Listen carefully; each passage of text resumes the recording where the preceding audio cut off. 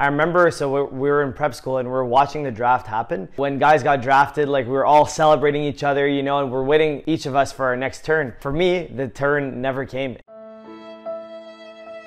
And that's the whole point of this video here, is to give you kind of like a rubric or a guideline to follow as to what steps you need to take if you don't get drafted.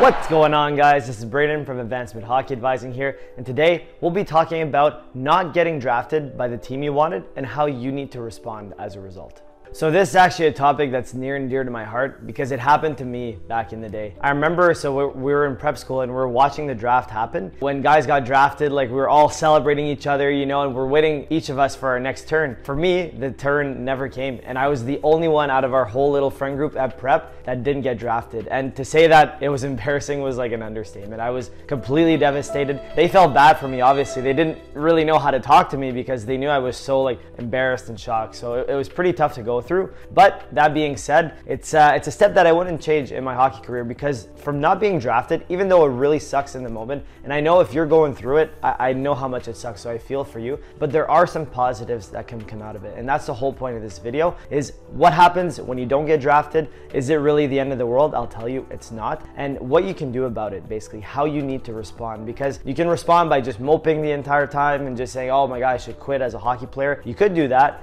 But the better way to do it is to take some actionable steps to make sure in the future that you use it not only to your advantage, but that you might get drafted the following year. So there's definitely some things you can do, and that's the whole point of this video here, is to give you kind of like a rubric or a guideline to follow as to what steps you need to take if you don't get drafted. So if you like that idea, definitely keep watching. But before we dive into it, as always, just a reminder to absolutely destroy that like button. And if you're new here, consider hitting that subscribe button and notification bell so you never miss another video moving forward. All right, let's dive right into the steps that you can take here.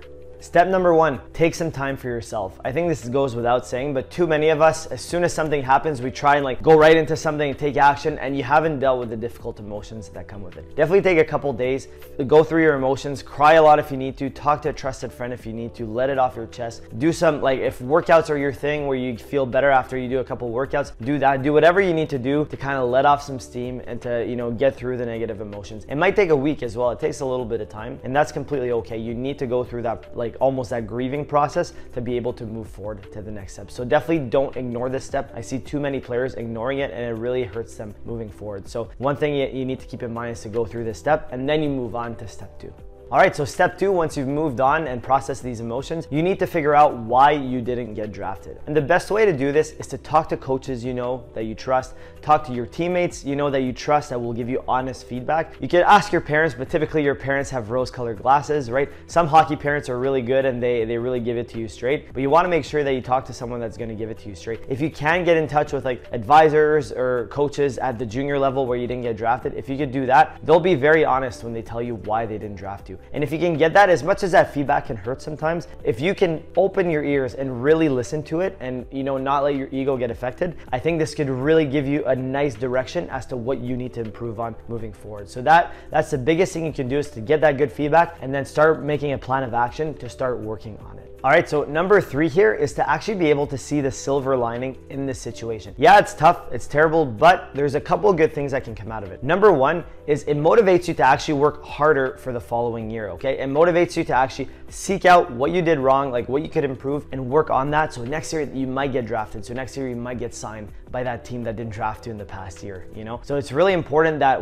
you use that as fuel to work harder and move forward in the right direction. It could set you apart where you actually improve beyond your peers because you have that fire lit beneath you. So that's thing number one. Reason number two is because if you don't get drafted, you actually have more freedom. If you get drafted, you're bound to that team for at least a year or two, you know, however long, until like there's specific rules behind it, depending on major, junior, pro, and you know, junior A hockey. There's different rules with drafts and tenders and all that. But if you don't get drafted, you have the freedom to go to any other team in that league to go try out. It doesn't mean if you don't get drafted that you might not make the team. I've seen that so many times. I've seen players do that actually a couple of our clients did that as well. So it's definitely possible, and don't just think the world is ending because you didn't get drafted. So overall, those are the silver linings. It gives you freedom and it motivates you to work even harder to, not only make the team this year, but maybe get drafted and make the team the following year. All right, step number 4 here, and this is the simplest one, but it's the one that a lot of players fall through, and that is to just put in the work. So executing. Whenever you form your plan and you talk to coaches and all that stuff, you know what you need to do now. You have to show up every single day with the right habits and work as hard as you can. Give it your 110% throughout, this summer and throughout the following season as well. By doing that, you will see the improvements, okay? If you have a good plan in place and you actually do put in the work, you will see yourself as a completely different player the following year. And you need to do this. So many players don't do this. So many players kind of go through the motions, but they don't really change. The only way to get a different result is to do different processes, okay? Doing the same thing over and over again, that's insanity, right? You don't want to be doing that. You won't get any different results. So you need to put in the work as hard as possible, and then from there, you will see a huge change the following year, and you will probably get different results in terms of getting drafted. And step number 5 here is to expose yourself to more teams this year. Sometimes the reason why you don't get drafted is because you didn't really get seen. Even though you play like AAA hockey, let's say, if you didn't really play all that much on your team, or for whatever reason you didn't go to that many tournaments with your team, let's say you're in Sudbury or in Timmins, like really up north, and you didn't really get that much exposure, that could be a reason why, okay? Obviously, like if you're such a good player, you're a phenom, you're gonna get seen no matter what. But if you're just like a good player and just need to like work on a few things and all that stuff, but you don't really get seen that much, oftentimes that could be a reason why you don't get drafted. So what you want to do is to get in front of as many eyes as possible. Go to some camps, send some video over to teams, chat in there. Don't be annoying to the point where you're writing novels every week and keeping the coaches updated with your life. You don't want to do that, but you definitely want to strategically reach out to them, to the right coaches, the right scouts. If you don't have the network yourself, consider hiring an advisor or an agent to do it for you. That could really go a long way to get more eyes. Now, when people are watching you, when you're going to a big tournament or a big showcase, make sure you've done the work before and that you show up and give your 110% every time that you play. That's how it's going to separate you from the other players and might get you drafted from there.